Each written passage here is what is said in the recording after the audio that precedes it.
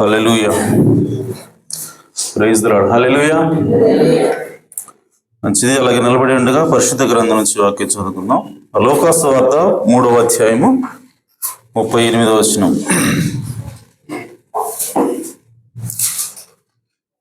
లూకా సువార్త 3వ అధ్యాయము 38వ వచనం.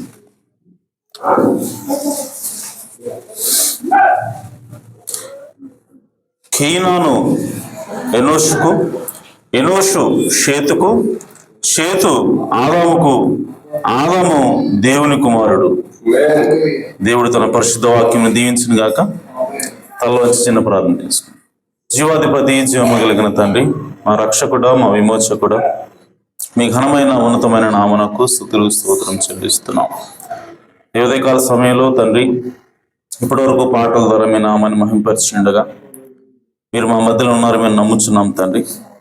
ప్రభువా, మీరు మా మధ్యలోకి రండి.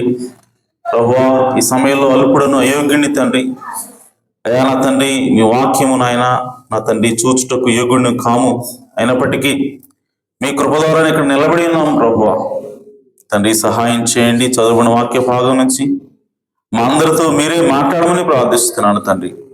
అయా మా జీవితాలు మారినట్లుగా, మా విశ్వాసం నాయన ఎదుగునట్లుగా, ప్రభువా మా శరీరాలు మార్పు చెందే విశ్వాసంలోకి మేము వచ్చినట్లుగా, ప్రభువా ఈ పాపము నుండి, శాపము నుండి విమోచన పొందినట్లుగా, ప్రభువా విడుదల పొందినట్లుగా మీరే మాతో మాట్లాడమని, మమ్మల్ని దీవించమని, ఆశీర్వదించమని మా ప్రభువును రక్షకుడునైనా యేసు క్రీస్తు నామములో ప్రార్థించడి వేడుకుంటున్నాను పరమ తండ్రి. ఆమేన్. ఆమేన్. దయచేసి కూర్చోవచ్చు. Praise the Lord. హల్లెలూయా. చాలా సంతోషం. మరి సహోదరుడు థామస్ గారు తాతయ్యారు.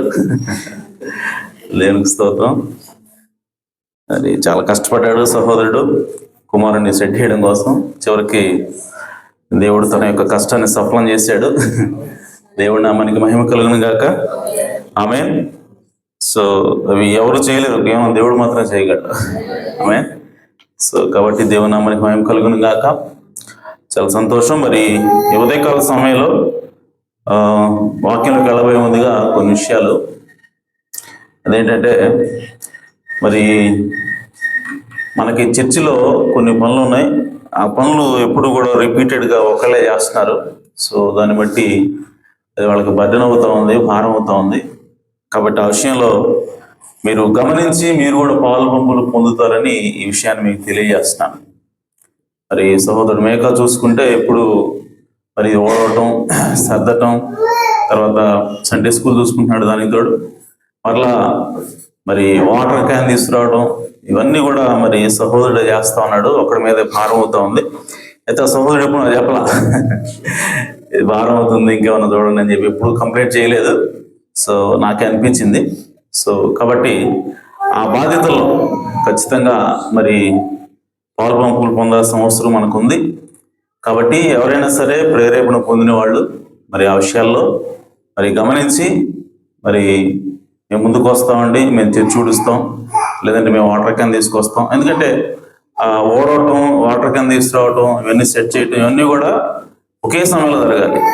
ఆ సమయంలో తనకి పని ఉండొచ్చు, ఒక వారం, ఇంకో వారం కుదరకపోవచ్చు. ఇలాగా మరి ఎలాంటి పరిస్థితులు అయినా సరే ఇంకా తను తప్పకుండా దానికి వచ్చి ఆ పని చేయాల్సిన పరిస్థితి వస్తా ఉంది.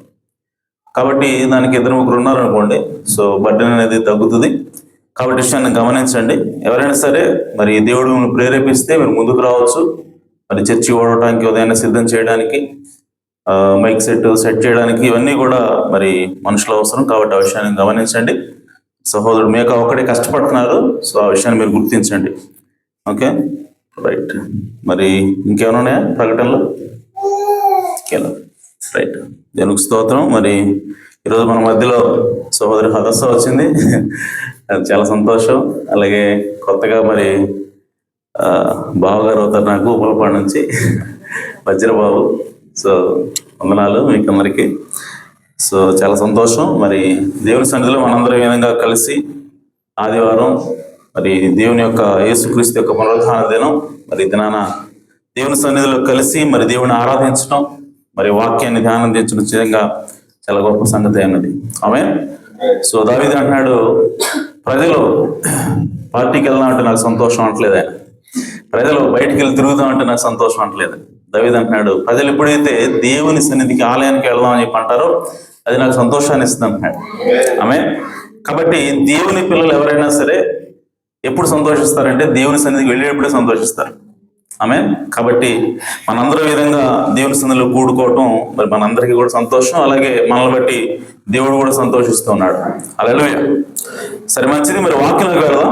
ఈరోజు చదువుకున్న వాక్య భాగం నుంచి చిన్న అంశం ఏంటంటే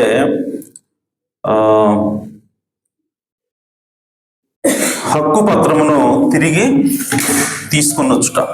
ఆమేన్. హక్కు పత్రమును తిరిగి తీసుకుని వచ్చుట. ఆమేన్. సో దానికి 2వ వాక్య భాగంగా మనం ఒక చిన్న మాట చదువుదాం. ఆదికాండము 1వ అధ్యాయము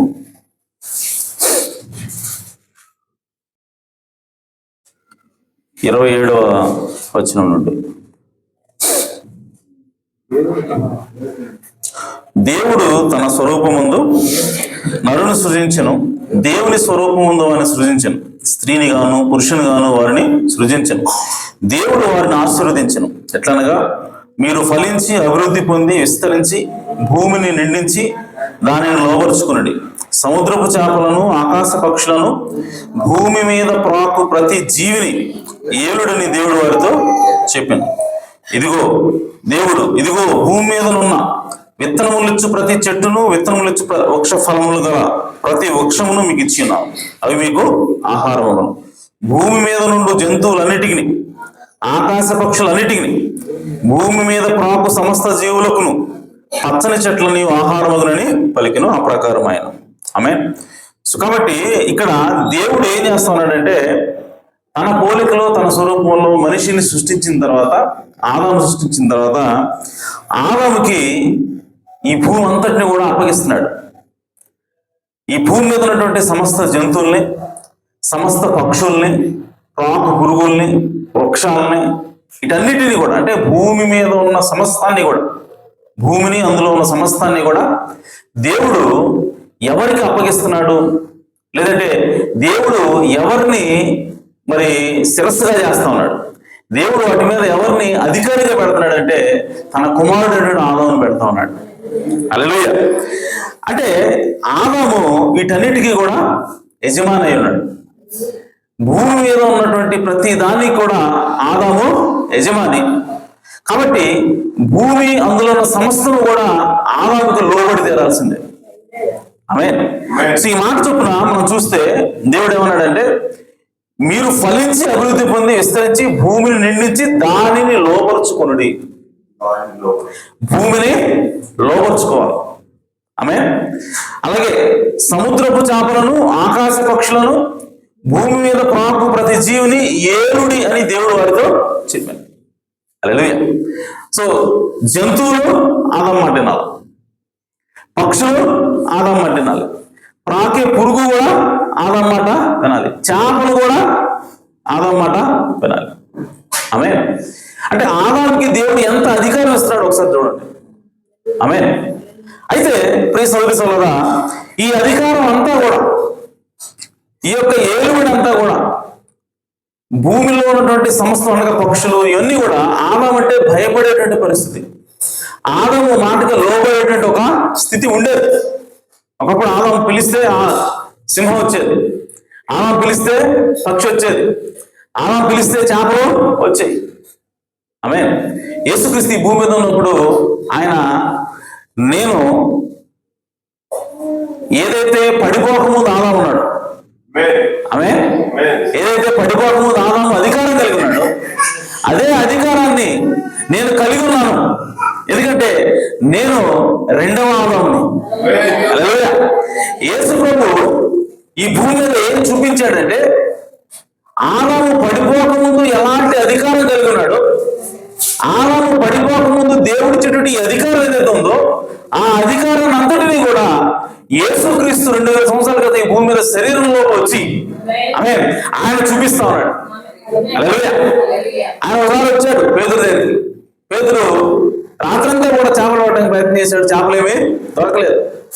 ఇప్పుడు యేసు మా దగ్గరికి వెళ్ళి అంటున్నాడు, ఇంకొంచెం లోతుకు పోని అన్నాడు. సరేనయ్యా పంపిస్తాను, ఎందుకు అని అంటే చేపలు పట్టినట్టుగా నువ్వు వలవై అన్నాడు. అప్పుడు పేతురు అన్నాడు, రాత్రంతా కూడా మేము వేటాడాం, ఇక్కడ ఎలాంటి చేపలు కూడా మాకు దొరకలేదు, కాబట్టి ఇక్కడ వల వేసినా కూడా వృధా, ఇక్కడ ఎందుకంటే చేపలు లేవు, రాత్రంతా ఇక్కడే వేటాడాం అన్నాడు.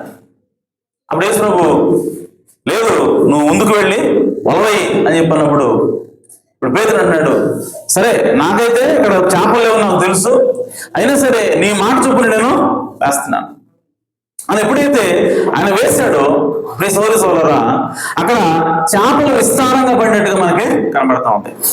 ఆ చేపలు ఎక్కడి నుంచి వచ్చినాయి? యేసుక్రీస్తు మాటగా చేపలు పోతాయి. ఇదిగో చేపలు పట్టునట్టుగా నువ్వు వలవి అన్నప్పుడు యేసుక్రీస్తు ఆ నోట్లోంచి ఆ మాట వచ్చినప్పుడు చేపల మాట ఉన్నాయి. ఆ మాట మీద అమ్మో పిలుస్తాడు యజమాని అని చెప్పి వెంటనే ఎక్కడెక్కడ చేపలు అక్కడికి వచ్చింది. అక్కడ రావటం, పేతురు వల వేయటం, ఆ వలలో వచ్చి కూడా పట్టడం.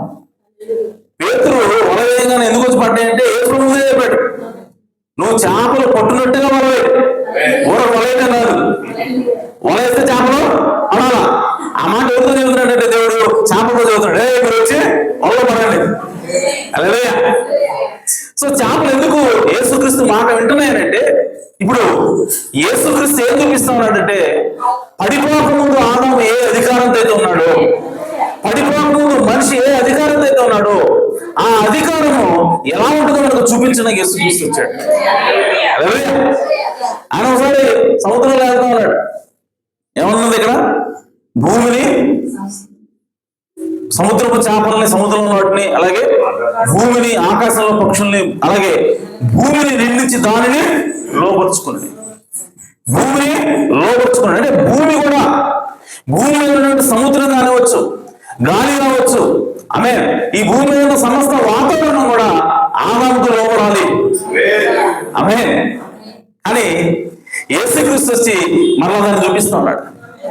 ఆయన సముద్రం మీద ప్రయాణం చేస్తున్నప్పుడు ఏమవుతుందంటే సముద్రం మీద తుఫాను వేయటం, అలా మునిగిపోయేటువంటి ప్రమాదం, అల్లకల్లోలంగా ఉన్నాయి, సముద్రం అంతా కూడా అలలు ఉవ్వెత్తులు రేగుతున్నాయి, బోటు మునిగిపోతా ఉంది. ఆ సమయంలో లేపరయ్యా మునిగిపోతున్నాం, నశించిపోతున్నాం లేదని చెప్పంటే ఆయన లేచి, ఓ సముద్రమా నెమ్మదిగా ఉండు, హల్లెలూయా, ఓ గాలి నెమ్మదించు అనగానే గాలి ఆగిపోయింది, సముద్రం నెమ్మది అయిపోయింది. ఎందుకని అనంటే ఈయన ఆదామై ఉన్నాడు, ఈ భూమి మీద అధికారం కలిగినటువంటి ఆదామై ఉన్నాడు. సో మొదటి ఆదాముకి అలాంటి శక్తి ఉన్నది, రెండవ ఆదాము లేదంటే కడపటి ఆదామైనటువంటి యేసుక్రీస్తు కూడా అదే శక్తి ఉన్నది. హల్లెలూయా. సో మొదటి ఆదాముకి దేవుడు ఏదైతే ఇచ్చి ఉన్నాడో, ఏ అధికారాన్ని ఇచ్చి ఉన్నాడో ఆ అధికారాన్ని ఇప్పుడు యేసుక్రీస్తు ప్రదర్శిస్తా ఉన్నాడు. ఎందుకంటే ఆదాము, కడపటి ఆదాము యొక్క అధికారము ఇప్పుడు యేసుక్రీస్తు కలిగి ఉన్నాడు. హల్లెలూయా. అయితే ప్రియ సోదరులారా మనం గమనించవచ్చు, మరి ఆదాము చేశాడు, కడపటి ఆదాము చేస్తా ఉన్నాడు. ఆదాము మరి ప్రకృతిని శాసించాడు, అలాగే కడపటి ఆదాము కూడా ప్రకృతిని శాసిస్తా ఉన్నాడు. ఆమె ఈ కడపటి ఆదాము అయితే చనిపోయినటువంటి ఆత్మ మీద కూడా అధికారం కలిగి ఉన్నాడు. 4 రోజులు ఎందుకు అయిపోయింది చనిపోయి వచ్చాడు సమాజానికి, లాజరు బయటికి రానాడు అంతే. 4 రోజులు అయిపోయింది చనిపోయి వాడు కూడా లేచి బయటికి సజీవుడిగా వచ్చాడు. హల్లెలూయా. సో ఈ అధికారాన్ని వీళ్ళిద్దరైనా ప్రదర్శించేది. ఆమె సో ఫస్ట్ ఆదాముకి ఇచ్చాడు దేవుడు, అలాగే ఇప్పుడు కడపటి ఆదాముకి ఇస్తా ఉన్నాడు. ఇప్పుడు సమస్య ఏంటంటే, ఇప్పుడు ప్రశ్న ఏంటంటే, ఈ మధ్యలో ఏమైపోయారు? ఆమె ఆదాము చేశాడు, మరి ఆదాము తర్వాత యేసుక్రీస్తు చేశాడు, మరి మధ్యలో వరకు ఏమైంది? మధ్యలో వరకు ఎందుకు ఈ సృష్టి లోపడట్లేదు? ఆదాముకి కడపటి ఆదాముకి మధ్యలో ఉన్నటువంటి ఈ ప్రజలందరికీ, మనందరికీ కూడా ఈ సృష్టి ఎందుకు లోపడట్లేదు అన్న ప్రశ్న ఇప్పుడు వస్తాం. ఆమె ఎందుకు వస్తా ఉంది? ఎందుకు లోపడట్లేదు మనకి ఇప్పుడు? ఎందుకు ఆదాముకి లోపడింది? ఎందుకు కడపటి ఆదాముకి లోపడతా ఉంది? ఆమె అసలు మనకు లోపడుతుందా అని అంటే, దేవుని వాక్యం చెప్తా ఉంది, ఆదాము తర్వాత సంతతి అంతా కూడా మీరు నిందించి లోపరుచుకోండి. అదే మీరు నిందించండి, లోపరుచుకోండి అన్నాడు. అంటే ఈ వాగ్దానం ఎవరికి అంటే కేవలం ఆదాముకి ఒక్కడికే కాదు, ఆదాము కుమారులందరికీ కూడా, ఆదాము సంతానం అందరికీ కూడా. ఆమె భూమిని లోపరుచుకోండి, ఆకాశ పక్షులు ఏలండి, భూమి మీద పాపు ప్రతి పురుగుల మీద ఏలండి, జంతువులు ఏలండి అన్నటువంటి ఈ వాగ్దానము, ఈ ఆశీర్వాదము కేవలం ఆదాముకు మాత్రమే కాదు, ఆదాము సంతానానికి కూడా. హల్లెలూయా. అయితే ఇప్పుడు మరి ఆదాము సంతానమైనటువంటి మనం ఆదాము సంతానమేనా? హల్లెలూయా.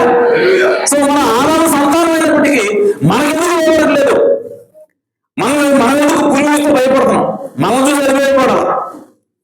సింహం చూసి ఎందుకు భయవేస్తుంది? పాము చూసి ఎందుకు భయవేస్తుంది? మనం చూసి పారిపోవాలి, లేదని మనం చూసి భయపడి లోబడి పిలిస్తే రావాలి. అలాంటి పరిస్థితి ఇప్పుడు ఎందుకు మారిపోయింది? ఎందుకు మారిపోయింది అంటే ప్రిసోదరులారా, ఆదాము అనేటువంటి ఒక్క వ్యక్తి దేవుడి వాక్యాన్ని మీరి పాపం చేయడం వల్ల, ఆమేన్. సో తన సంతానం అంతా కూడా, తన తరమంతా కూడా ఆ హక్కుని, ఆ అధికారాన్ని, ఇప్పుడు ఆ అధికారాన్నే నేను హక్కు పత్రం అంటున్నాను. ఆ అధికారమే, ఎందుకంటే దేవుడు భూమిని అందులో సమస్తాన్ని కూడా సృష్టించి ఆమెకు రాసిచ్చాడు. ఆమె బైబిల్ ఏం చెప్తుందో తెలుసా?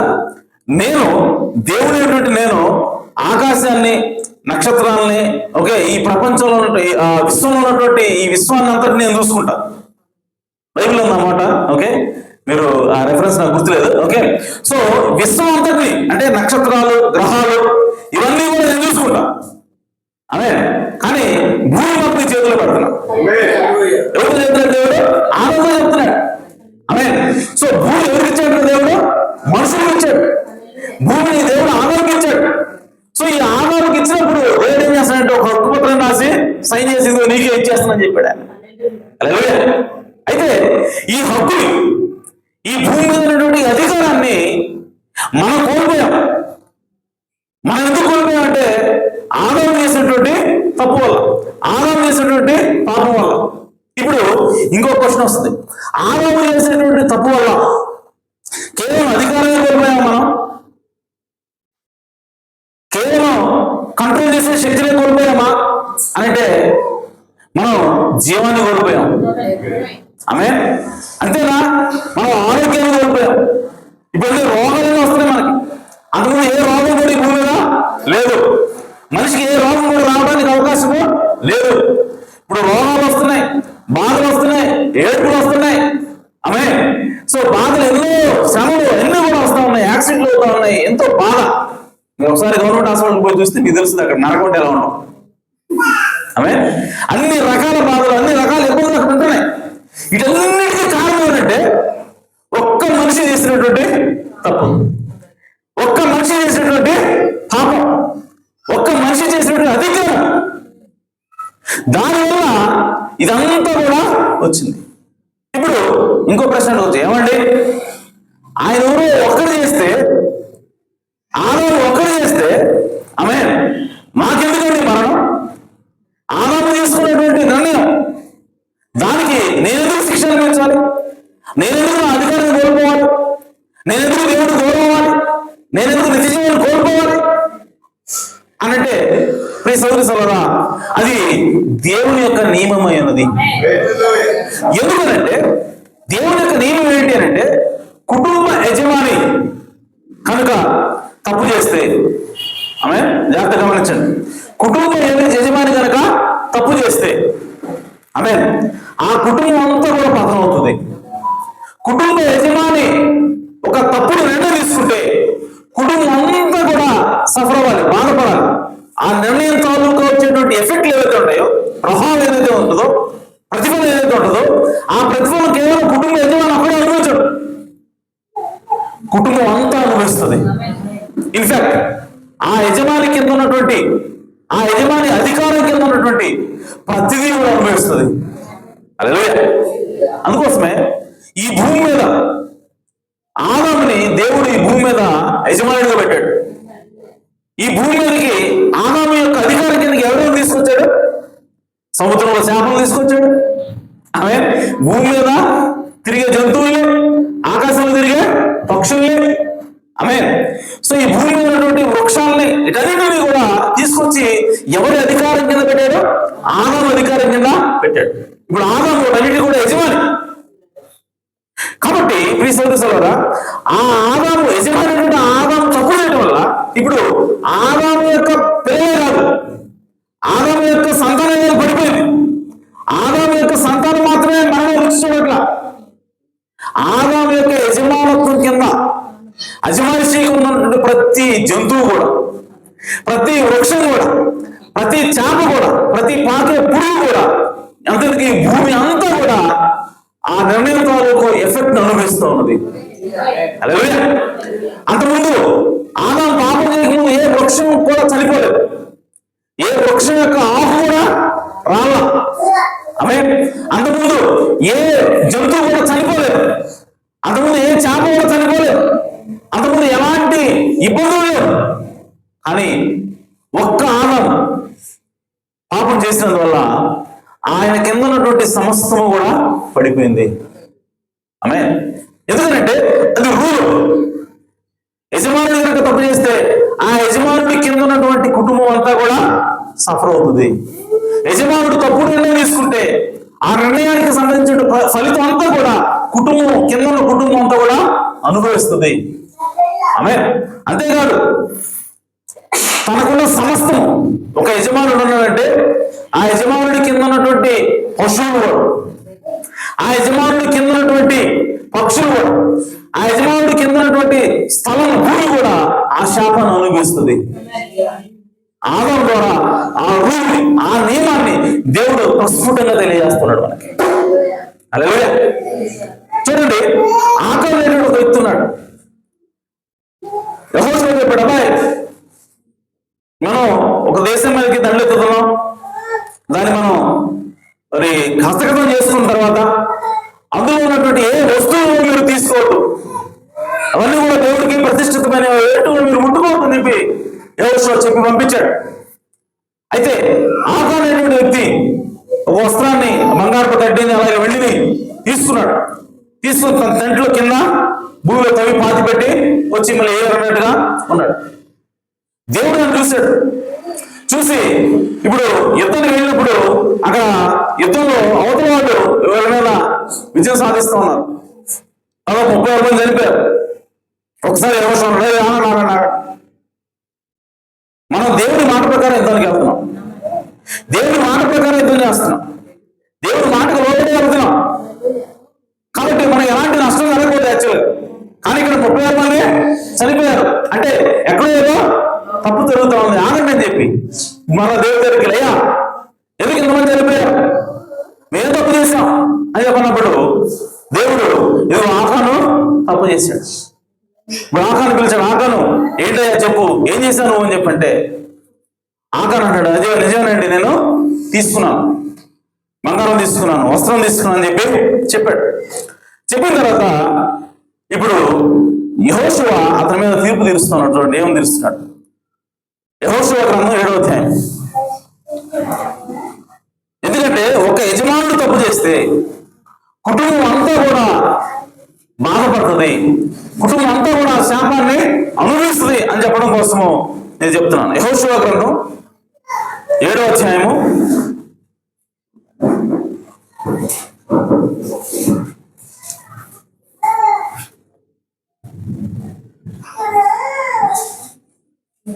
21వ దోపుడు సొమ్ములో ఒక మంచి షియారు పై వస్త్రమును 200 తులముల వెండిని 50 తులముల ఎత్తుగల ఒక బంగారు కొమ్మని నేను చూసి వాటిని ఆశించి తీసుకుంటుని, అదిగో నా డేరా మధ్య అవి భూమిలో దాచబడి ఉన్నవి.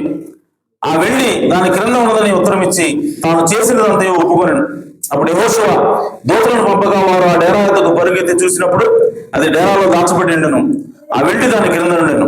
కాబట్టి వారు డేరా మధ్య నుండి వాటిని తీసుకుని యెహోషువ యొద్దకు ఇశ్రాయేలు యొద్దకు తెచ్చి యెహోవా సన్నిధిని ఉంచిరి. తరువాత యెహోషువయు ఇశ్రాయేలీయులందరూ జరహు కుమారుడైన ఆకానును, ఆ వెండిని, ఆ పై వస్త్రమును, ఆ బంగారు కొమ్మని, ఆకాను కుమారులను, చూడండి ఒక ఆకానే కాదు, ఆకాను కుమారులను, కుమార్తెలను, అందరితో ఆగారా, ఎద్దులను, గాడిదలను, మందను, డేరాను, వానికి కలిగిన సమస్తమును పట్టుకుని ఆమె ఆకోరు లోయలోకి తీసుకుని వచ్చింది.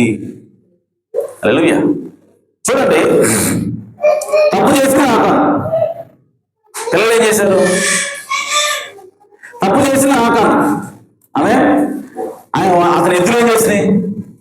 తప్పు చేసింది ఆకాను. అతని గాడిదలు ఏం చేసినాయి? వాళ్ళ మంద ఏం చేసింది? అయినా సరే దేవుని నియమం చూడండి. యజమానుడు తప్పు చేస్తే యజమానుడు కింద ఉన్నటువంటి కుటుంబము, అతనుకున్న సమస్తము హల్లెలూయా శాపగ్రస్తం అవుతుంది. ఆమేన్. ఆ ఎఫెక్ట్ కుటుంబం అంతటికి కూడా అది వర్తిస్తుంది అని ఇప్పుడు దేవుడు మనకి తెలియజేస్తా ఉన్నాడు. కాబట్టి అప్పుడు యెహోషువ నీవేళ మమ్మల్ని బాధపరిచింది, నేను యెహోవా నిన్ను బాధపరుచునగా ఇశ్రాయేలు అందరూ వారిని రాళ్లతో చావగొట్టరి. వారిని రాళ్లతో కొట్టిన తర్వాత అగ్ని చేత కాల్చి వారి మీద రాళ్లను పెద్ద గొప్పగా వేసిరి. అది నేటి వరకు ఉన్నది. అప్పుడు యెహోవా కోపోద్రేకం విడిచిన వాడే మళ్ళుకొనెను. ఆమేన్. సో ఆకాను తప్పు చేస్తే ఆకానుకున్నటువంటి సంతానము, ఆకానుకున్నటువంటి పశువులు, ఆకానుకున్నటువంటి సమస్తాన్ని కూడా దేవుడు శాపానికి గురి చేస్తున్నాడు. దాని మీదకి శిక్ష దేవుడు తీసుకొస్తున్నాడు. అంటే ప్రియ సోదరి సోదరులారా, ఒక కుటుంబానికి యజమానిగా ఉండటం అనేది అది చాలా బాధ్యతతో కూడుకున్న విషయం. నిజానికి ఆ బాధ్యత స్వీకరించడానికి మనం భయపడాలి. ఎందుకంటే నువ్వు చేసే ఒక చిన్న తప్పు నీ కుటుంబం మొత్తాన్ని ఎఫెక్ట్ చేస్తుంది, నీ కుటుంబం మొత్తాన్ని అది బాధపరుస్తుంది. కాబట్టి నువ్వు తీసుకునే నిర్ణయం, నీవు నీ కుటుంబం మీద, నువ్వు భర్త అవ్వచ్చు, నువ్వు నీ కుటుంబానికి యజమానుడివి. ఆమేన్. నువ్వు తండ్రి అవ్వచ్చు, నువ్వు ఒక యజమానుడివి. లేదా నువ్వు ఒక స్కూల్ ప్రిన్సిపల్ అవ్వచ్చు, నువ్వు ఒక స్కూల్ మొత్తానికి యజమానుడివి. ఆమేన్. నువ్వు ఏదంటే ఒక దేశానికి రాజు అవ్వచ్చు, నువ్వు ఆ దేశం మొత్తాన్ని కూడా యజమానుడివి. ఆమేన్. సో యజమానత్వం ఎక్కడైతే ఉంటుందో, ఆ యజమాని తప్పు చేస్తే ఆ యజమాని తీసుకునే నిర్ణయం అనేది తన కింద ఉన్నటువంటి రాజ్యమైనా సరే, తన కింద ఉన్నటువంటి కుటుంబం అయినా సరే, తన కింద ఉన్నటువంటి ఏ ఆఫీస్ అయినా సరే, దాని అంతటికీ కూడా ఆ నిర్ణయం తాలూకు ఆ ఎఫెక్ట్, ప్రభావం అనేది ఖచ్చితంగా మీద పడి తీరుతుంది. వాళ్ళ ప్రమేయం లేకపోయినా సరే, వాళ్ళ తప్పు లేకపోయినా సరే, కేవలం ఒక్క యజమానులు తప్పు చేస్తే చాలు, ఎఫెక్ట్ అంతా కూడా కింద వాళ్ళకి అది వర్తిస్తుంది ఆటోమేటిక్ గా. ఇది దేవుని రూల్ అయింది. ఆమేన్. ఇది అన్యాయం అండి. ఇదేం రూల్ అండి? దేవుడు అన్యాయస్తుడు కదండి. ఆమేన్. ఆదాము ఒకటి తప్పు చేస్తే ఆదాముడికి మాత్రమే తీసేయాలి కదా జీవం, మాకెందుకు తెస్తున్నాడు జీవం? ఆదాము ఒకటి తప్పు చేస్తే అతనికే కదా రోగాలు కావాలి, మాకెందుకు ఇస్తున్నాడు రోగాలు దేవుడు? ఆమేన్. ప్రియ సోదరులారా, కేవలం రోగాలు శాపలే కాదు, ఆమేన్, ఆశీర్వాదాలు కూడా. ఆమేన్. సో యజమానుడు సరైన నిర్ణయం తీసుకున్నప్పుడు ఆశీర్వాదాలు కూడా కుటుంబం మొత్తానికి దేవుడు వస్తాడు. హల్లెలూయా. నీవు ఒక్కసారి కనుక దేవుని విషయంలో లేదా ఒక సరైన నిర్ణయం తీసుకుంటే దానికి సంబంధించినటువంటి ప్రతిఫలం అనేది నీకు 40 తరాల వరకు. ఆమె అందుకే దేవుడు అన్నాడు, నేను శాపం కొన్ని తరాల వరకే ఇస్తాను, కానీ ఆశీర్వాదం అయితే అనేక తరాలకు నేను ఇచ్చువాడని. అందుకని అంటాడు, నేను క్షణమాత్రం కోపపడేవాడే కానీ నేను దీర్ఘకాలము కృప చూపే దేవుడు అలాగే ఆయన అంటున్నాడు, రే నా శాపం కొంత మాత్రం ఉంటుంది, ఆమె నా శాపం కొద్ది సమయం మాత్రమే నీ మీదకి వస్తుంది, కానీ మీరు సరైనది చేస్తే, మీరు సరిగ్గా నా మాట ఆలోకిస్తే, నా ఆశీర్వాదం చేసావా, ఈ ఆశీర్వాదం శాపం కంటే ఎక్కువ ఇస్తాను నేను. అలాగే కాబట్టి దేవుడు అనేస్తుంది కాదండి, ఆమె దేవుడు కేవలం శాపాన్ని తీసుకురాట్లా, ఆమె దేవుడు ఆశీర్వాదాన్ని కూడా తీసుకొస్తున్నాడు వారసు. ఆమె ఇదే మాట ఆస్తుల విషయం మనం ఆమె ఏమండి, నా తండ్రి చేసిన తప్పుకి నాకెందుకు శిక్ష అని చెప్పి అన్నాడు. నీ తండ్రి ఆస్తి నీకెందుకని అనగలరా, నాకెందుకని అనగలరా అనలేడు. ఎందుకంటే అది దేవుని నియమమైనది. అలాగే దేవుడు ఆస్తులుగా రోగాలు పెడతాడు. ఆమె జెనెటికల్ గా వచ్చే రోగాలు ఎన్నో ఉన్నాయి. సో దేవుని నియమం మనకి ప్రకృతిలోను మన శరీరంలోను అంతటా కూడా మనకి కనబడతానే ఉన్నది. ఏమిటి అంటే యజమానుడు తప్పు చేస్తే ఆ కింద ఉన్నటువంటి సమస్త అతని కింద ఉన్న సమస్తం కూడా ఆ ఎఫెక్ట్ అనుభవించాల్సిందే. ఆమె అలాగే ఒక యజమానుడు సరైన నిర్ణయం తీసుకుంటే ఆమె ఆశీర్వాదం తాలూకు ఎఫెక్ట్ తన కింద ఉన్నటువంటి సమస్తం కూడా అనుభవిస్తుంది.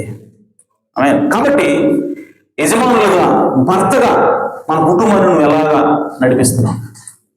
నీ నిర్ణయాలు దేవుని ప్రకారం ఉంటున్నాయి, నీ నిర్ణయం దేవుని వాక్యం ప్రకారంగా ఉంటుందా, దానికి వ్యతిరేకంగా ఉంటుందా? నీ నిర్ణయం వాక్య ప్రకారంగా ఉంటే నీ కుటుంబానికి నువ్వు ఆశీర్వాదం తీసుకొస్తావు. నీ నిర్ణయం దేవుని వాక్యానికి వ్యతిరేకంగా ఉంటే నీ కుటుంబానికి నువ్వు శాపాన్ని తీసుకొస్తావు. ఇదంతా కూడా యజమానుడి మీద ఆధారపడి ఉన్నది. హల్లెలూయా. యజమానుడు ఒక్కడే చేస్తే ఎఫెక్ట్ అంతా కూడా కుటుంబానికి వెళ్తా ఉంది. యోబు ఒక్కడే ఎవరి కోసం బదులు అర్పించాడంట? తన కోసం అర్పించాడంట, తన పిల్లల కోసం కూడా బదులు అర్పించాడు. సాతాను దేవుడు పంపించాడు, సాతాను వచ్చి మొత్తం పిల్లలను చంపేశాడు. ఆమె చంపిన తర్వాత దేవుడు మరలా ఆ పిల్లల్ని ఇస్తా ఉన్నాడు. యోబుకి మరలా ఇచ్చేటప్పుడు రెట్టింపు దేవుడు ఇస్తా ఉన్న సమయంలో యోబుకి మరలా చనిపోయిన 10 మంది పిల్లలను దేవుడు ఆయనకి ఇస్తా ఉన్నాడు. అలాగే ఎందుకు ఇస్తా ఉన్నాడు అంటే యోబు యజమానుడిగా ఉన్నాడు, యోబు తండ్రిగా ఉన్నాడు కుటుంబానికి ఉండి ఆ ఒక్కడే చేశాడంటే వీళ్ళందరి కోసం బలర్పించాడు. వీళ్ళందరి పాపాల కోసం బలర్పించింది యోబు, వీళ్ళు అర్పించాల. కాబట్టి తండ్రి అర్పించాడు కాబట్టి, తండ్రి ప్రాయశ్చిత్తం చేశాడు కాబట్టి ఆ ప్రాయశ్చిత్తము పిల్లలు కూడా సంక్రమిస్తున్నాడు దేవుడు. హల్లెలూయా. అందుకోసమే వాడు చనిపోయినా సరే దేవుడు మరలా యోబుకు ఆ పిల్లల్ని దయచేస్తా ఉన్నాడు. కాబట్టి కేవలం శాపాలే కాదు, ఆమేన్, ఆశీర్వాదాలు కూడా దేవుడు ఇస్తాడు. అబ్రహాము ఒక్కడే దశమానం కట్టింది. ఎంతమంది కట్టారండి? ఒక్కడే కదా. కానీ దేవుడు అంటున్నాడు, అబ్రహాము నడుము ఉన్నటువంటి ఆమె లేవి కూడా దశమానం కట్టిందని చెప్తున్నాడు. అలాగే కట్టింది అబ్రహాము ఎవరికి? మెల్కీసెదెకు. ఆమె మెల్కీసెదెకు దశమానం కట్టింది అబ్రహాము ఒకడే. కానీ ఆయన ఏమన్నాడంటే లేవి కూడా దశమానం కట్టాడు అంటాడు. లేవి ఎన్నోడు? 4వ తరం. ఆమె అబ్రహాము తర్వాత అబ్రహాంకి ఇస్సాకు పుట్టాడు, ఇస్సాకుకి యాకోబు పుట్టాడు, యాకోబుకి లేవి పుట్టాడు. ఆమె అంటే అబ్రహాము యజమానుడైనటువంటి అబ్రహాము చేసినటువంటి ఆ నీతి కార్యం, ఆ దశమానం కట్టడం, ఏదైతే దేవుని గౌరవించడంలో దాని తాలూకు ప్రతిఫలము దేవుడు 4వ తరం లేవి మీద కూడా తీసుకెళ్ళి, అంటే ఆశీర్వాదం 4 తరాలు పోతాం. హల్లెలూయా. కాబట్టి యజమానులుగా ఉన్నటువంటి పురుషులు ముఖ్యంగా వాళ్ళు ఎలాంటి నిర్ణయాలు తీసుకుంటున్నారు, వాళ్ళ కుటుంబంలో వాళ్ళ కుటుంబాన్ని ఏ మార్గంలో నడుపుతున్నారు, దేవుని మార్గంలో నడుపుతున్నారా, దేవుడికి వ్యతిరేకమైన మార్గంలో నడుపుతున్నారా చూసుకోవాల్సిన బాధ్యత మన మీద ఉన్నది. ఎందుకంటే నీవు ఒక్కడ చేసే తప్పు నువ్వు అనుకుంటా నేను ఒక్కడే కదా పోయే కాదు, కుటుంబానికి అది ఎఫెక్ట్ ఇస్తుంది.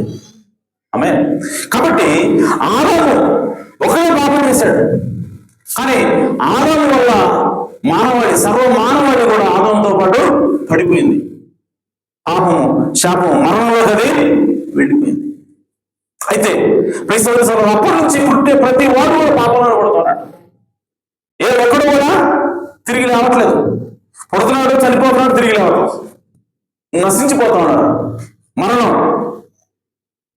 రోగం, ఇవన్నీ కూడా సాతాను మన మీద ఏలుబడి చేస్తున్నాడు. ఎందుకంటే ఇప్పుడు ఆదాముకి చూడ అధికారము వెనకెళ్ళిపోయింది. ఎప్పుడైతే ఆదాము దేవుని మాట అనుకుండా తన భార్య మాట విన్నాడు. నిజానికి పండు తిను అని తన భార్య చెప్తా ఉంది, తినద్దు అని దేవుడు చెప్తా ఉన్నాడు. కానీ ఆదాము ఎవరి మాట విన్నాడంటే దేవుడి మాట కాకుండా ఆదాము మాట విన్నాడు, అవ్వ మాట విన్నాడు. హల్లెలూయా. సో ఇప్పుడు ఆదాము నిర్ణయం తీసుకున్నాడు, దేవుడి వాక్యమా అవ్వ వాక్యమా, దేవుడి మాట అవ్వ మాట, ఈ రెండింటిలో చూడండి అవ్వ తప్పు చేసినప్పుడు పడిపోలేదండి. ఆమె అవ్వ ఆదాము కంటే అవ్వ ముందు పండుదండి, అప్పటికేం కాల. కానీ ఎప్పుడైతే యజమానుడైనటువంటి ఆదాము పండుతున్నాడు అప్పుడే దేవుని యొక్క శాపము బయలుదేరుతా ఉంది. హల్లెలూయా. కాబట్టి యజమానులు తీసుకున్న నిర్ణయం చాలా జాగ్రత్తగా ఉండాలి. కుటుంబంలో నువ్వు భర్తవైనా సరే, నువ్వు స్కూల్లో ప్రిన్సిపల్ అయినా సరే, ఇంకేమైనా సరే, ఇంకెక్కడైనా ఆఫీసులో అయినా సరే, నీవు తీసుకున్న చర్చిలో పాస్టర్ అయినా సరే, ఆమె వీళ్ళందరూ తీసుకున్నటువంటి నిర్ణయాలు వాక్యానుసారంగా ఉంటే నీకు ఆశీర్వాదం వస్తుంది. వాక్యానికి వ్యతిరేకంగా ఉంటే నీతో పాటు నీ కింద ఉన్న వాళ్ళందరికీ కూడా శాపాలను తీసుకొస్తాం. కాబట్టి మనం చాలా జాగ్రత్తగా ఉండాలి. అధికారం అంటే ఇప్పుడు ఎంజాయ్ చేసేది కాదు, అధికారం అంటే భయపడేది. హల్లెలూయా. కాబట్టి ఆదాము ఒకడు పాపం చేశాడు, అంతా కూడా పడిపోయింది.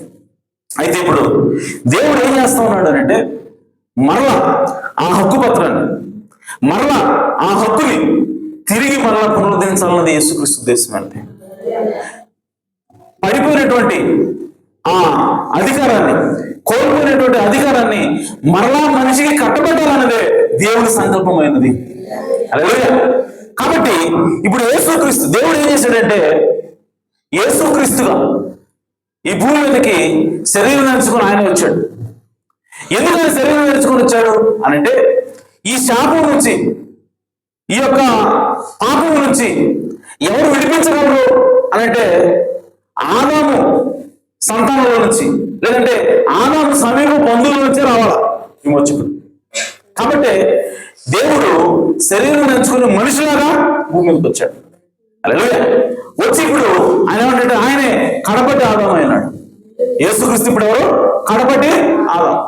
సో కడపటి ఆదాము అనేటువంటి యేసుక్రీస్తు వచ్చి ఆయన ఏం చేశాడంటే సర్వ మానవాళి కోసం ఇప్పుడు తన శరీరాన్ని బలిచ్చాడు, ఆయన రక్తాన్ని కార్చాడు. సో సర్వ మానవాళి పాపాన్ని కూడా ఆయన తీసివేశాడు. సర్వ మానవాళి కోసం ఆయనే బలియాగం అయ్యాడు. ఇప్పుడు యేసుక్రీస్తు అన్నాడు, ఇప్పుడు మీరు నన్ను స్వీకరించండి, నా మీద మీరు విశ్వాసం ఉంచండి. ఆమేన్. ఇప్పుడు నన్ను మీరు యజమానులుగా స్వీకరించండి. హల్లెలూయా. ఇప్పుడు వరకు మనం ఎవరి కింద ఉన్నాం? మొదటి ఆదాము కింద ఉన్నాం. సో మొదటి ఆదాము యొక్క లీడర్షిప్ కింద నువ్వు ఉంటే మొదటి ఆదాము చేసిన తప్పుదారు యొక్క ప్రభావం మీదకి వస్తుంది. కాబట్టి మొదటి ఆదాము తప్పు చేశాడు కాబట్టి దాని తాలూకు మరణం నీకు సంభవిస్తుంది. ఇప్పుడు యేసుక్రీస్తు చేంజ్ చేస్తున్నట్టు దాన్ని మారుస్తూ ఉన్నాడు. హల్లెలూయా. ఆయన ఏమంటాడంటే ఇప్పుడు ఇంకొక లీడర్ వచ్చాడు. ఆ లీడర్ వచ్చామంటాడంటే ఇప్పుడు నా సరస్సు కింద వెళ్ళండి, ఆమె నా యాజమాన్యంతో కింద వెళ్ళండి, నా అధికారం కింద మీరు లోపడండి. హల్లెలూయా. నన్ను మీ సరస్సుగా పెట్టుకోండి, నన్ను మీకు యజమానులుగా పెట్టుకోండి, నన్ను మీకు ప్రతినిధిగా పెట్టుకోండి. అప్పుడు నా ఆశీర్వాదాలు మీకు వస్తాయి. హల్లెలూయా. నా జీవం మీకు ఇస్తాను, నా సంతోషం మీకు ఇస్తాను, నా సమాధానం మీకు నేను ఇస్తాను. హల్లెలూయా. కాబట్టి ఈ రోజు మరణం నుంచి నువ్వు తప్పించుకోవాలంటే మొదటి ఆదాము చేసినట్టు తప్పు తాలూకా మరణం నీకు సంక్రమించింది. దాని నుంచి నువ్వు తప్పుకోవాలంటే ఇప్పుడు కడపటి ఆదాము యొక్క శిరస్సు కిందకు నువ్వు వెళ్ళాలి. కడపటి ఆదాము యొక్క యజమానత్వం కింద నువ్వు వెళ్ళాలి. ఆమె ఆయన నువ్వు అంగీకరించాలి. అంటే ఈ రోజు నుంచి నేను నిన్ను నా నాయకుడిగా అంగీకరిస్తున్నాను, నువ్వు నా యజమాని, నువ్వు నా ప్రభువే, నేను నిన్ను రక్షకుడిగా అంగీకరిస్తున్నాను.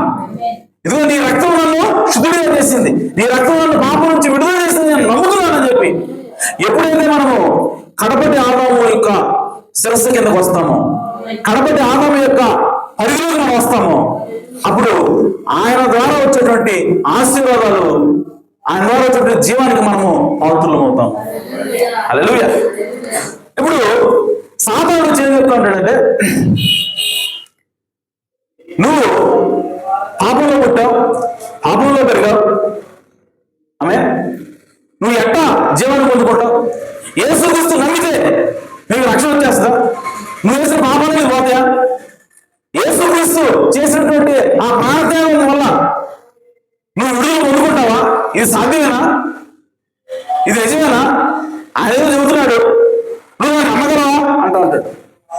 ఆమె నేనంటాను, ఈరోజు నాకు మరణం ఎందుకు వస్తూ ఉంది, ఈరోజు నాకు రోగం ఎందుకు వస్తూ ఉంది, ఇవన్నీ కారణం ఏమిటంటే ఒక్క మనుషుడు చేసిన తప్పిదం వల్ల. హల్లెలూయా. సో ఒక్క మనిషి చేసిన తప్పిదం వల్ల ఇవన్నీ నాకు వచ్చినప్పుడు, ఇవన్నీ నేను అనుభవిస్తున్నప్పుడు, ఇప్పుడు ఒక్క మనిషి చేసినటువంటి ప్రాణత్యాగం వల్ల, ఒక్క మనిషి చేసినటువంటి నీతికార్యం వల్ల, ఆమె ఒక్క మనిషి చేసినటువంటి అవినీతి వల్ల, ఒక్క మనిషి చేసినటువంటి అవిధేయత వల్ల, దేవుడి వాక్యానికి లోపడిపోవడం వల్ల నేను ఎన్నాళ్ళు, ఇన్ని తరాలు, నేను ఇన్ని వేల సంవత్సరాలుగా శాపాన్ని అనిపిస్తా ఉన్నానే, ఇన్ని వేల సంవత్సరాలుగా మరణాన్ని అనిపిస్తా ఉన్నానే.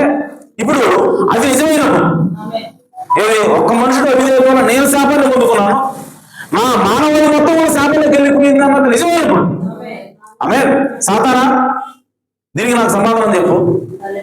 ఒక్క వ్యక్తి దేవుని మాటకు లోబడితే, ఒక్క వ్యక్తి సర్వ మానవాళి కోసం బలి అయితే, ఆ బలిని దేవుడు అంగీకరించి సర్వ మానవాళిని పాపాలను క్షమించడా? హల్లెలూయా.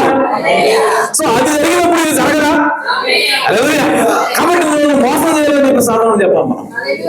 అదే వాడు ఏం చెప్తాడంటే, ఎంతకాలం కూడా అరే నువ్వు చేసిన పాపం ఆయన చేసిన కార్యం ఎట్టబోతుంది, ఆయన చేసిన త్యాగం వల్ల నీ పాపం ఎట్టబోతుంది, నువ్వు ఎట్ట పరిస్థితులు వెళ్తావు, నువ్వెట్ట సక్రమంగా జీవిస్తావు అని చెప్పి ఎప్పుడు కూడా నీకు అనుమానం కలిగేస్తా ఉంటాయి. అని వాడు చెప్పాల్సింది ఏంటంటే, ఒక్క మనుషుల వల్ల పాపం వచ్చినప్పుడు ఒక్క మనిషి వల్ల జీవం రాదా? హల్లెలూయా. కాబట్టి దాన్ని అనుభవించిన నేను, ఆ శాపాన్ని అనుభవించిన నేను, ఇప్పుడు నా యేసు వల్ల వచ్చేటువంటి జీవాన్ని కూడా అనుభవించి తీరుతాను. హల్లెలూయా. సో నా తండ్రి, నా పితరుడైనటువంటి ఆదాము చేసినటువంటి పాపానికి శిక్ష అనుభవించిన నేను, ఆమె నా సహోదరుడు, ఆమె నా ప్రభు అయినటువంటి యేసుక్రీస్తు చేసినటువంటి త్యాగం వల్ల వచ్చేటువంటి జీవాన్ని కూడా, ఆశీర్వాదాన్ని కూడా నేను అనుభవించడానికి తగిన వాడిని అని చెప్పాలి. హల్లెలూయా. కాబట్టి మనకి కావాల్సింది ఏంటి అంటే, మనం పరిశుద్ధులుగా మారడానికి, మనం జీవాన్ని పొందుకోవడానికి, మనం ఆదాము వచ్చేటువంటి శాపాల నుంచి విముక్తి పొందడానికి మనకి కావాల్సింది ఏంటంటే కేవలము యేసుక్రీస్తు పట్ల విశ్వాసమైనది, యేసుక్రీస్తు రక్షణ పట్ల విశ్వాసమైనది. యేసుక్రీస్తు కోరుకుంటున్నా ఒకటే, నువ్వు నమ్ము నేను నీతిమంతులుగా చేస్తాను. హల్లెలూయా. నువ్వు నమ్ము నేను నిన్ను పరిశుద్ధులుగా చేస్తాను, నువ్వు నమ్ము నేను పవిత్రులుగా చేస్తా, ఆమె నువ్వు నమ్ము నీ హృదయాన్ని నేను మారుస్తా. హల్లెలూయా. నువ్వు చేయవలసింది కేవలము నమ్మటం మాత్రమే, కేవలం నమ్మికించు. ఆమె నేను నిన్ను పరిశుద్ధులుగా చేస్తానంటాడు. నీకు కావాల్సిన సమస్తాన్ని కూడా, ప్రతి ఆశీర్వాదాన్ని కూడా నేను నీకు క్రీస్తులో నేను దయచేస్తానంటాడు. హల్లెలూయా. కాబట్టి ప్రియ సోదర సోదరుడా, ఈరోజు యేసుక్రీస్తు ఎందుకు వచ్చాడంటే, కోల్పోయినటువంటి ఆ అధికారాన్ని, కోల్పోయినటువంటి ఆ జీవాన్ని, కోల్పోయినటువంటి ఆ హక్కు పత్రాన్ని తిరిగి ఇవ్వడం కోసం యేసుక్రీస్తు. హల్లెలూయా. సో యేసుక్రీస్తు తిరిగి ఆ హక్కు పత్రాన్ని ఎలా ఇస్తున్నాడు, ఎలా ఇస్తా ఉన్నాడంటే, మనము ఆదాముకి అంటే ఆదాముకి శాపాన్ని మనం ఎలా పొందుకున్నాం, ఆమె ఎలా పొందుకున్నామో ఈరోజు యేసుక్రీస్తు ఆశీర్వాదం కూడా ఆ విధంగానే పొందుకోవాలి. ఆదాము యొక్క శాపాన్ని మనం ఎలా పొందుకున్నామంటే ఆదాముకి పుట్టడం వల్ల. ఆదాముకి షేతు, ఆమె అదేవిధంగా హానోకు, ఆమె సో ఈ విధంగా వీళ్ళందరూ కూడా ఆదాము యొక్క సంతానం వచ్చి వస్తా ఉన్నారు, ఆదాము దగ్గరకు వస్తా ఉన్నారు. సో ఆ రక్తం అనేది ఏమవుతా ఉంది? సంక్రమిస్తూ ఉంది. ఆ రక్తం ద్వారా పాపం కూడా సంక్రమిస్తూ ఉంది. కాబట్టి మనము మరణంలోకి వెళ్ళిపోతాం. హల్లెలూయా. అంటే ఇంకో రెండు చెప్పాలంటే ఆదాము యొక్క ఫ్యామిలీలో మనం పుడతా ఉన్నాం, ఆదాము యొక్క వంశంలో మనం జన్మిస్తా ఉన్నాం. కాబట్టి ఆ శాపం మనకు వస్తా ఉంది. ఆమేన్. అలాగే ఈరోజు నీవు ఆ శాపం నుంచి విముక్తి పొందాలంటే, ఆ పాపం నుంచి విడుదల పొంది జీవాన్ని పొందుకోవాలంటే, ఆమేన్, నువ్వు ఇప్పుడు ఏం చేయాలంటే యేసుక్రీస్తుకు పుట్టాలి.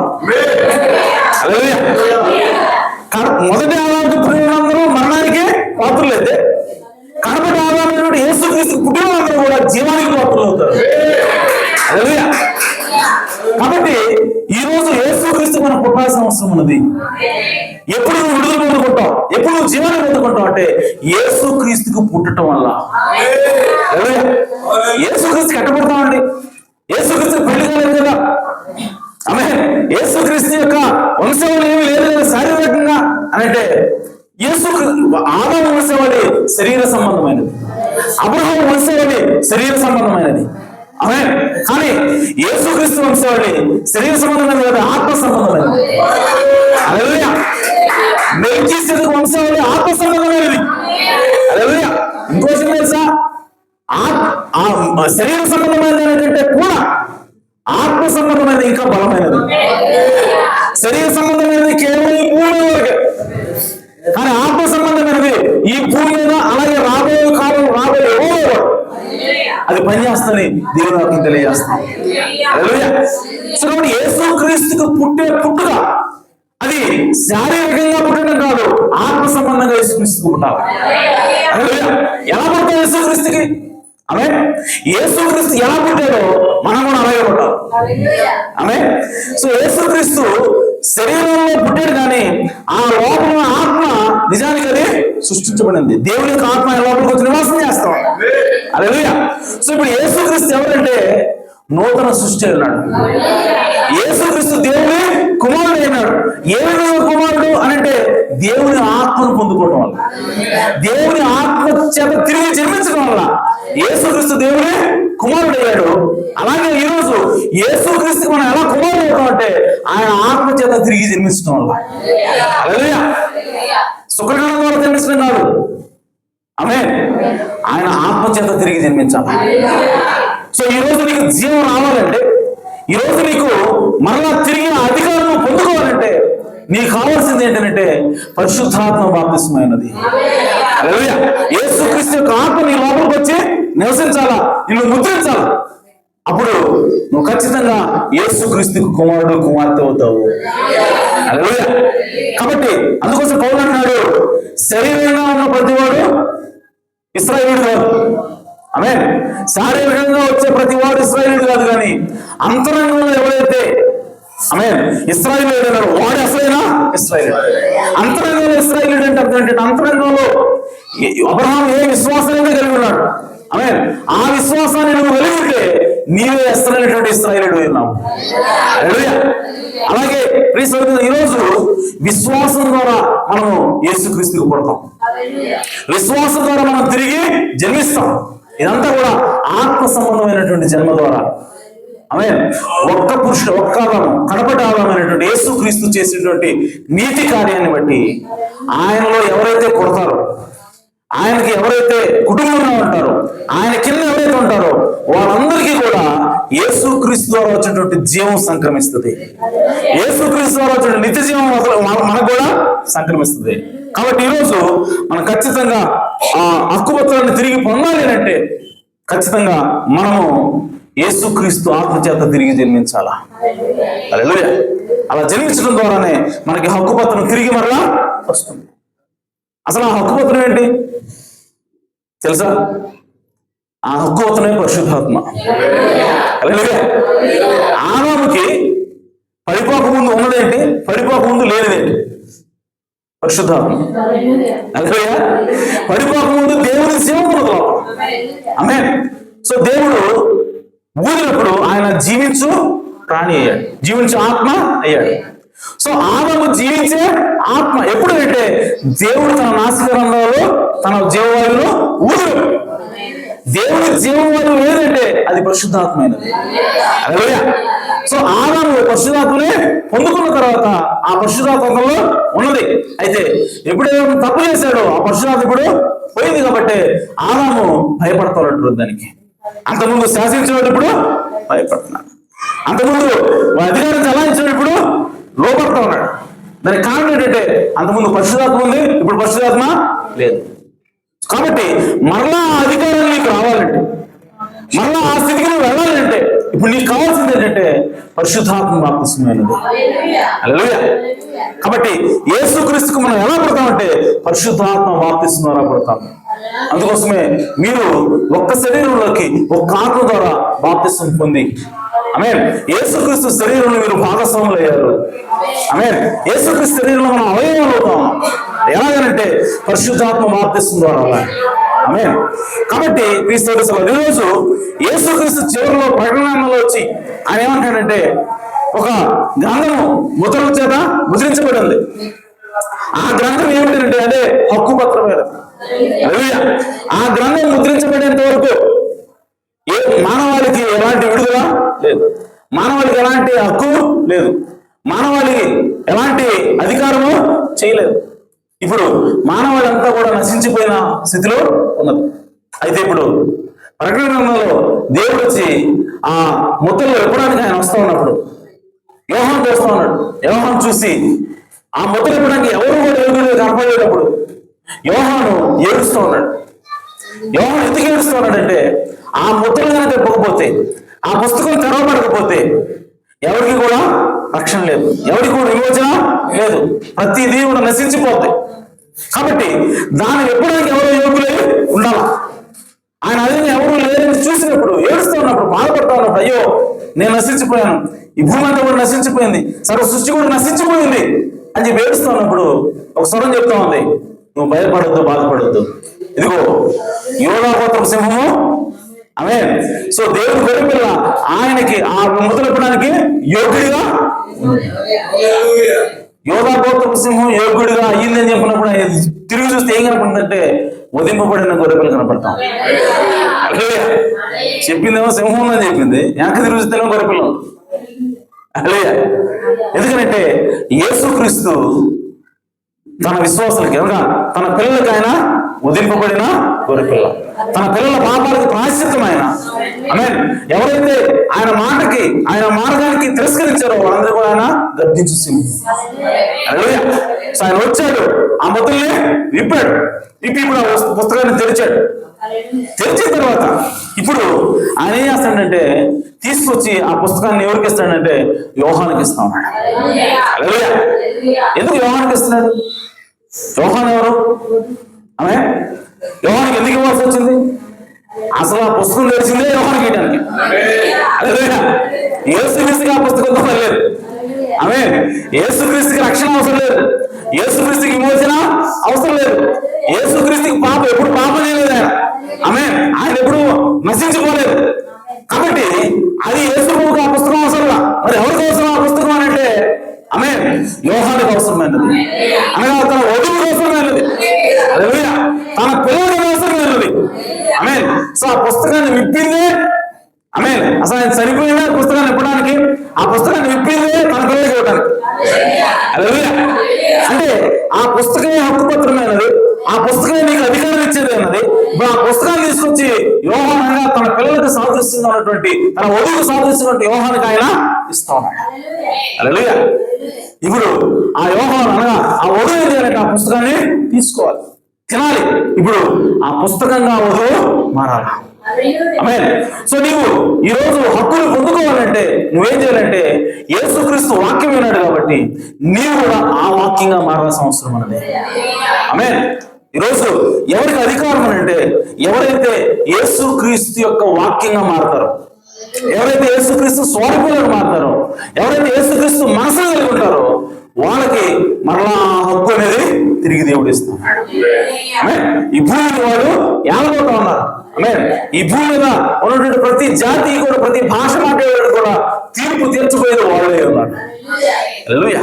కాబట్టి దేవుడు తిరిగి మరలా అధికారాన్ని మానవాళికి కట్టబెట్టేటువంటి క్రమంలో యేసుక్రీస్తు ఈ భూమి మీదకి వచ్చి ఆ పుస్తకాన్ని, ఆ హక్కుపత్రాన్ని తిరిగి మరలా మానవాళికే ఇస్తా ఉన్నాడు. దాన్ని స్వీకరించడానికి ప్రియసోదరులారా మనం ఖచ్చితంగా ఈ ఘడియ వర్తమానాన్ని మనము గుర్తించాలి. ఆమేన్. సో ఆ పుస్తకం, ఆ వాక్యము ఎక్కడుంది, ఆ హక్కుపత్రం ఎక్కడుందనంటే ఈ ఘడియ వర్తమానంలో ఉన్నది. ఆమేన్. ఈ ఘడియ వర్తమానం ఏదైతే ఉందో ఆ వర్తమానాన్ని నువ్వు గుర్తిస్తేనే ఆమేన్ ఆ హక్కు నీకు వస్తుంది, ఆ అధికారం నీకు వస్తుంది, ఆ పరిశుద్ధాత్మ బాప్తిసం నీకు వస్తుంది. కాబట్టి ఖచ్చితంగా మనం మరి దేవుని యొక్క మార్గంలో నడవడానికి ఇష్టపడాలి. యేసుక్రీస్తు శిరస్సు కిందకి రావడానికి ఇష్టపడాలా. యేసుక్రీస్తు అధికారానికి మనము లోపడాలి. అయ్యా నాకేమీ చేత కాదు, పరిశుద్ధంగా జీవించడం వల్ల కాదు, నేను ఏమీ చేయలేను, కానీ ఈ లోకం నుంచి నేను విడుదల పొందాలనుకుంటున్నాను, ఈ శాపం నుంచి నేను విడుదల పొందాలనుకుంటున్నాను, ఈ మరణం నుంచి నేను విడుదల పొందాలనుకుంటున్నాను, నాకు సహాయం చేయని చెప్పి, ఇదిగో నేను ఈ అధికారం కిందకు వస్తున్నాను, నేను లోపడుతున్నానని చెప్పి నువ్వు ఎలా చెబితే అలా వింటాను ప్రభువా అని చెప్పి ఎప్పుడైతే ఆ స్థితికి మనం వస్తామో, ఆ విధంగా ఎప్పుడైతే యేసుక్రీస్తు చెబుతామో యేసుక్రీస్తుని టేక్ ఓవర్ చేస్తాడు. హల్లెలూయా. యేసుక్రీస్తు నీ హృదయాన్ని స్వీకరిస్తాడు, నీ హృదయంలోకి వస్తాడు ఆయన. ఇప్పుడు నువ్వు జీవించేది ఆయనే నీ హృదయంలో జీవిస్తున్నాడు. హల్లెలూయా. ఇప్పుడు నువ్వు పరిశుద్ధంగా జీవించేది యేసుక్రీస్తు నీలో పరిశుద్ధమైన కార్యాలు చేస్తూ ఉంటాడు. హల్లెలూయా. అప్పుడు ఏమవుతుందో తెలుసా, పాపం చేయాలన్నట్టు ఆలోచన నీకు ఉండవు. అంతకుముందు పాపం చేయాలన్న ఆలోచన, కోరిక ఈ శరీరం పెట్టి ఉంటాయి. అని ఎప్పుడైతే నువ్వు యేసుక్రీస్తుకు లోబడయ్యా నా వల్ల కాదు నువ్వు రా చెప్పి ఉంటామో అప్పుడు యేసుక్రీస్తు ఆత్మని హృదయంలో పెడతాడు. ఇప్పుడు ఆయనే నా లోపల జీవిస్తూ ఆమేన్ నీ లోపల ఉన్నటువంటి ప్రతి కోరికను కూడా, ప్రతి చెడ్డకార్యాన్ని కూడా ఆయన తీసి కట్ చేసి బయటపడేసి నీ హృదయాన్ని శుద్ధి చేసి కాల్చి నిన్ను లోపల నుంచి శుద్ధులుగా చేస్తాడు. హల్లెలూయా. పైపైన కార్యాలు చేయడం కాదు, ఆమేన్ లోపల పాపం చేయాలన్న కోరిక ఉంటుంది, ఆ కోరికలు తీసేస్తాడు దేవుడు. హల్లెలూయా. పైపైన పరిశుద్ధంగా చేస్తారు, కొంతమంది జీవిస్తారు, పైపైన మంచి కార్యాలు చేస్తారు, కానీ లోపల ఏముంటుంది, కోరిక అలాగే ఉంటుంది. కానీ దేవుడు కోరుకునేది ఏది కాదు, నీ హృదయం లోపల ఉన్నటువంటి కోరికలు తీసేయాలి. అలా తీసేయాలంటే నీ వల్ల కాదు, నా వల్ల కాదు, ఎవరి వల్ల కాదు, అది కేవలం దేవుడి వల్లే అవుతుంది. సో అది జరగాలంటే యేసుక్రీస్తు యొక్క అధికారం కిందకు నువ్వు రావాలా, యేసుక్రీస్తు యొక్క యాజమాన్యత్వం కిందకు నువ్వు రావాలా. నువ్వు అంగీకరించాలి, ప్రభువా నేను అంగీకరిస్తున్నాను, నువ్వు రా. ఇదిగో అంతకుముందు నా పితరుడు ఆదాము కుటుంబంలో ఉన్నాను, ఇప్పుడు నేను నీ కుటుంబంలో రావాలనుకుంటున్నాను. హల్లెలూయా. కడపటి ఆదాము కిందకి నేను రావాలనుకున్నాను అన్నప్పుడు యేసుక్రీస్తుకి తన ఆత్మ ద్వారా నిన్ను నూతన సృష్టిగా చేస్తాడు. అప్పుడు నీ హృదయం మార్చబడుతుంది, నీ జీవితం మార్చబడుతుంది. అప్పుడు నీవు నిత్య జీవాన్ని పొందుకుంటావు, నీవు పరలోకానికి నువ్వు వారసుడు అవుతావు. ఆమేన్. కాబట్టి ఆ విధంగా మన యేసుక్రీస్తుకి మన జీవితాన్ని అర్పిద్దాం, మన హృదయాన్ని ఆయనకు సమర్పిద్దాం. దేవుడిని అడుగుదాం, ప్రభువా నా హృదయంలోకి రా, నా హృదయంలో నివాసం ఉండు, నా హృదయంలో ఏవో పిచ్చి పిచ్చి కోరికలను ఉన్నాయి ప్రభు, అన్నీ కూడా తీసేయని చెప్పి పరిశుద్ధమైనటువంటి జీవితాన్ని నాకు ఇవ్వు, పరిశుద్ధమైనటువంటి మనసును నాకు ఇవ్వు, పరిశుద్ధమైన హృదయం నాకు ఇవ్వు అని చెప్పి దేవుడికి నువ్వు మోకాళ్ళ మీద నువ్వు జస్ట్ అడుగు, అంతే చాలు, కాదనే చాలు, అంతే. దేవుడి మీద అంతా చూసుకుంటాడు. కాబట్టి ఆ విధంగా చేద్దాం, దేవునికి మనం తిరిగి జన్మిద్దాం, మనం కుమార్తెలకు యేసుక్రీస్తుకి పుడదాం. దేవుడు మనం దీవించిన గాక, దేవుడు మనం సమృద్ధిగా ఆశ్రయించిన గాక. ఆమేన్. సమయంలో సందేశం చేసుకోవచ్చు.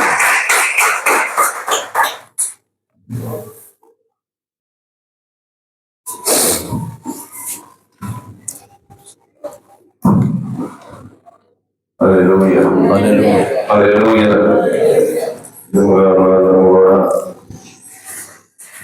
యేసుక్రీస్తు రక్తముబడి ఆయన కుటుంబంలో జన్మించిన వారు. హల్లెలూయా. హల్లెలూయా. ప్రతి ఆధారంలో వచ్చిన యేసుక్రీస్తు సరిపడిన మరణంలో చేసిన వాడు. హల్లెలూయా. స్తోత్రములు, స్తోత్రములు, స్తోత్రములు, స్తోత్రములు, స్తోత్రములు ప్రభువా. వినాశంగా పెట్టుకొని ప్రభువా ఈ ఉదయకాల సమయంలో దేవాలయం మనం మాట్లాడావు, హక్కుపత్రమని మాకు తెలియపరిచావు ప్రభా. తండ్రి మొదటి ఆధారము అయా ఈ భూమి మీద ఉన్నటువంటి ఉన్నటువంటి సర్వమును వ్యాధులకు నా తండ్రి నువ్వు ఆకుపత్రాలు ఇచ్చావు ప్రభు. అవును ప్రభు.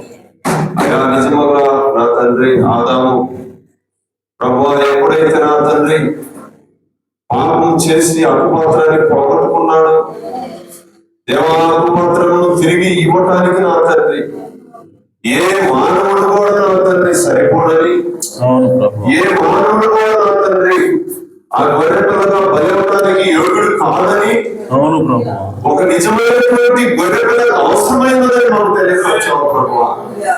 అయ్యా నీవే నా తండ్రి గొర్రెపిల్లగా వాక్యం శరీరమై భూమిలో దిగి వచ్చిందని మాకు తెలియపరిచావు ప్రభు. అయ్యా నీవే కనపడి ఆదాముగా దిగి వచ్చి ప్రభు ఆ ఆకుపత్రాన్ని నీ బిడ్డ గీతానికి నువ్వు ఇష్టపడ్డావు ప్రభు. ఆ కాలంలో మన కోసం యాగం చేసావు ప్రభు.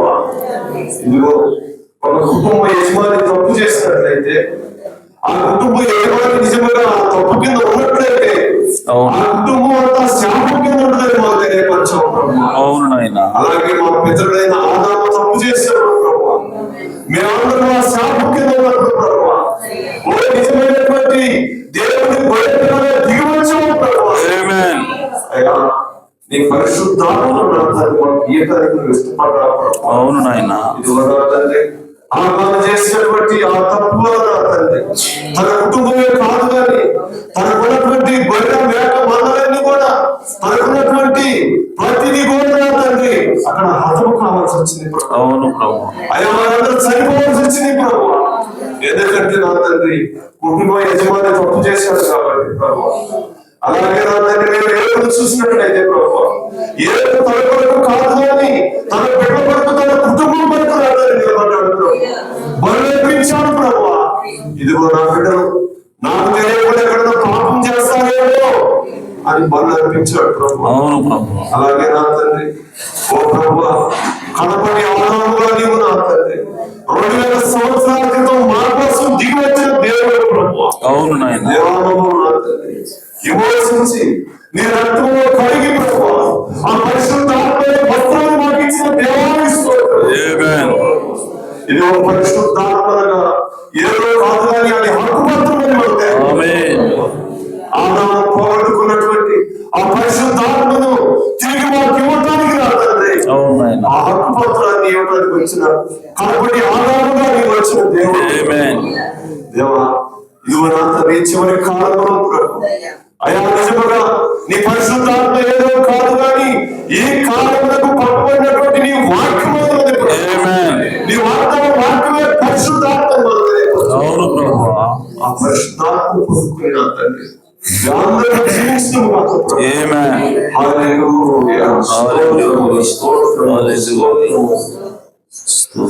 యేసు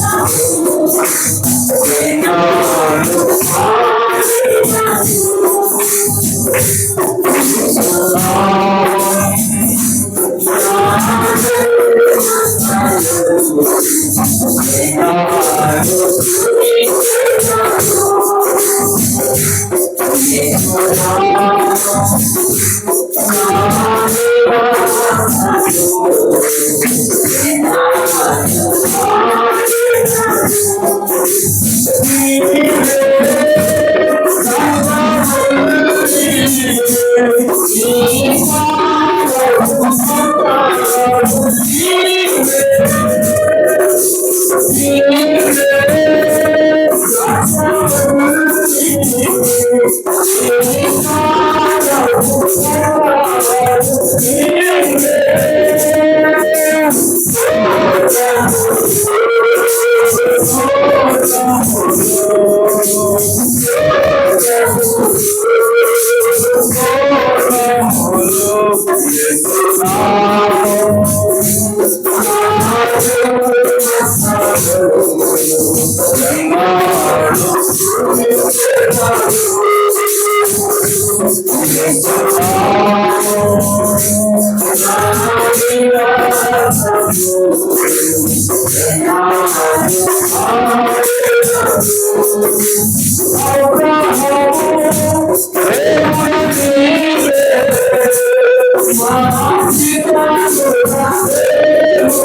మా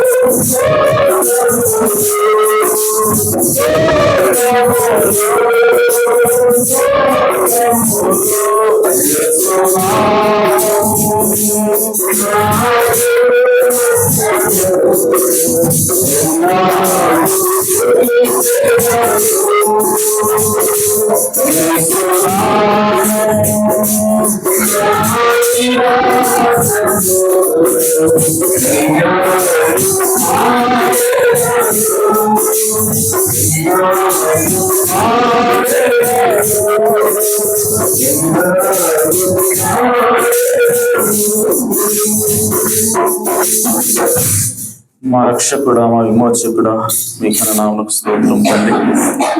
నిజంగా కడపటి ఆదాము చేసినటువంటి తప్పిదం వల్ల తండ్రి సర్వ మానవాళి కూడా పాపంలో పడిపోయింది, మరణానికి లోనైంది ప్రభు. అయితే 2000 సంవత్సరాలుగా తండ్రి దేవుని సృష్టికి ఆరంభమైనటువంటి నీవు తండ్రి అయా కడపటి ఆదాముగా దిగి వచ్చావు నాయన. అయా మా యొక్క సమీప బంధువుడుగా నువ్వు అవతరించావు నాయన. అయా మా పాపాన్ని, మా శాపాన్ని, అయా నా తండ్రి సమస్తాన్ని కూడా నీవు తీసుకుని కలవరిస్తుల్లో ప్రభువా ఆ శిలువకు దిగగొట్టి నాయన మమ్మల్ని నాయన విడుదల చేసావు ప్రభు. అయా మమ్మల్ని విమోచించావు ప్రభు. అయా తరతరాలుగా నా తండ్రి సంక్రమిస్తూ వస్తున్నటువంటి ఆ పాపాన్ని, ప్రభువా మరణాన్ని అయా నా తండ్రి యేసుక్రీస్తుగా నీవు దిగి వచ్చి శిలువలో ప్రభువా అయా విమోచన కలుగజేసావు ప్రభువా, మీకు స్తోత్రం. అయా ఈరోజు అయా ఇదిగో నా కిందకి రండి, నా ఎద్దకు రండి, నేను మీకు విశ్రాంతిని కలుగజేస్తానని పిలిపిస్తున్నావు ప్రభు. అయా ఈరోజు అయా పిలుపును మా కొరకు నాయన నువ్వు నా తండ్రి ఈ పులిపిటి మీద నుంచి ఇచ్చినందుకే స్తోత్రం నా తండ్రి. ఇదిగో ప్రభువా ఇంకా నా తండ్రి ఓ ప్రభు మీ దగ్గరికి రాని వాళ్ళు ఇంకా ఉన్నట్లయితే ప్రభు అయా మీ వైపు నాయన వారు చూసుకుని కాక ప్రభు. అయా నా తండ్రి మీ ఆత్మ ఇంకా పొందుకునే వాళ్ళు, తిరిగి జన్మించిన వాళ్ళు ఇంకా ఉన్నట్లయితే ప్రభు అయా ఇంకా ఇప్పుడే నా తండ్రి వారు మీ ఆత్మ చేత తిరిగి జన్మించుతురు కాక ప్రభు. అయా ఇదిగో నా తండ్రి కోల్పోయినటువంటి అధికారాన్ని, కోల్పోయినటువంటి ప్రభు ఆ హక్కును ప్రభు తిరిగి ఇవ్వడానికి నాయన నీవు పరిశుద్ధాత్మతో తిరిగి వచ్చావు ప్రభు. ఈ పరిశుద్ధాత్మతో ఎవరైతే తిరిగి జన్మిస్తారో నాయన వారు యేసుక్రీస్తుకు కుమార్తెగా ఉంటారని చెప్పావు. తద్వారా ఆ పాపాన్ని, శాపాన్ని వెరగొట్టిన వారు అవుతామని ప్రభు. ఇదిగో నా తండ్రి ఆ శాపం నుంచి నాయన మేము విడుదల పొందాలని కోరుకుంటున్నాం ప్రభు. అయా నా తండ్రి ఆ మరణం నుంచి విడుదల పొందాలని కోరుకుంటున్నాం ప్రభు. అయా నిత్య జీవం పొందుకోవాలని ఆశపడుతున్నాం ప్రభు. కనుక అయా మాకు సహాయం చేయండి నాయన. మీ ఆత్మతో నాయన మా హృదయాన్ని నింపండి ప్రభు. పరిశుద్ధాత్మ బాప్తిస్మం మాకు దయచేయండి నాయన. మా హృదయాలకు మీరు రండి ప్రభు. మా హృదయాల్లో ప్రతి పాపమును కూడా, ప్రతి ఆలోచన ప్రభు మీకు వ్యతిరేకమైన ప్రతి దాన్ని కూడా తీసేయమని ప్రార్థిస్తున్నాం ప్రభు. మా అంతటా మేముగా మా హృదయాన్ని మార్చుకోలేము ప్రభు. మా అంతటా మేముగా మేము మారలేము ప్రభు. మీ సహాయం మాకు అవసరమైనది ప్రభు. అయ్యా మారాలే మాకు ఉన్నా ప్రభు మా అంతటా మేము మారలేని పరిస్థితి ప్రభు. కనుక మీరు మా హృదయంలోకి రండి నాయన. మా హృదయంలో ఉన్నటువంటి ప్రతి మాలిన్యం కూడా తీసివేయండి ప్రభు. అయ్యా ఆ ప్రతి లోకాన్ని కూడా, ప్రతి లోక ఆశ్రయం కూడా తీసివేయండి ప్రభువా. అయ్యా పరిశుద్ధమైనటువంటి మీ ఆత్మ అగ్ని చేత కాల్చండి నాయన. అయ్యా ఇదిగో పరిశుద్ధంగా అయ్యా తండ్రి తిరిగి నూతన సృష్టిగా మమ్మల్ని చేయమని ప్రార్థిస్తున్నాను తండ్రి. అయ్యా కృప చూపించండి. నిజంగా ఆ మొదటి ఆదాము ప్రభువా ఇదిగో పడిపోకముందు అతను పరిశుద్ధాత్మను పొందుకుని ఉన్నాడు. పడిపోయిన తర్వాత ఆ పరిశుద్ధాత్మను కోల్పోయాడు. కనుకనే ఈ భూమి ఆకాశం అంతా కూడా సమస్తము కూడా శాపానికి గురైందని చెప్పి మేము తెలుసుకున్నాం ప్రభువా. ఈరోజు కడపటి ఆదామైనటువంటి నీలో మేము ఉన్నప్పుడు ప్రభువా తిరిగి ఏదైతే పడిపోయిందో, ఏదైతే మేము కోల్పోయామో తిరిగి వాటి అన్నింటినీ కూడా మేము పొందుకోగలమని అయ్యా మాకు చూపించావు ప్రభువా. మీకు స్తోత్రం అయ్యా. ఇదిగో నా తండ్రి ఆ విధంగా మేము జీవించాలని, మీకు నమ్మకంగా జీవించాలని అయ్యా నా తండ్రి మీకు పరిశుద్ధంగా జీవించాలన్నది మా ఆశయం అన్నది ప్రభువా. అయ్యా కనుక మాకు సహాయం చేయండి. మా హృదయాలకు రండి ప్రభు, మా హృదయాల నివాసం ఉండమని అయ్యా కృప చూపమని అయ్యా విన్న వాక్యం మా అందరి హృదయాలు అయ్యా నీరు కట్టండి, నూరంతలుగా ఫలింపులు దయచేయండి ప్రభు. కృప చూపమని అయ్యా అనారోగ్యంతో ఉన్న వారికి నాయన ఆరోగ్యాన్ని దయచేయండి ప్రభు. ఇదిగో నా తండ్రి రక్షణ లేని వారికి రక్షణ భాగ్యం దయచేయండి ప్రభు. ఇదిగో నా తండ్రి ఆర్థికంగా ఇబ్బందులు ఉన్న వారికి సహాయం చేయండి ప్రభు. ఈ కృపతోడుగా నడిపించమని సహాయం చేయమని మా ప్రభువును రక్షకుడునైనా యేసుక్రీస్తు నామములో ప్రార్థించడి వేడుకుంటున్నాం పరమ తండ్రి. ఆమేన్. మన ప్రభు యేసుక్రీస్తు వారి కృపా సమాధానం కూడిన మనందరకును సకల పరిశుద్ధులకును కూడిన మనందరకును సదాకాలము తోడండి నడిపించును గాక. ఆమేన్. కోట ముగించబడింది అందరికీ.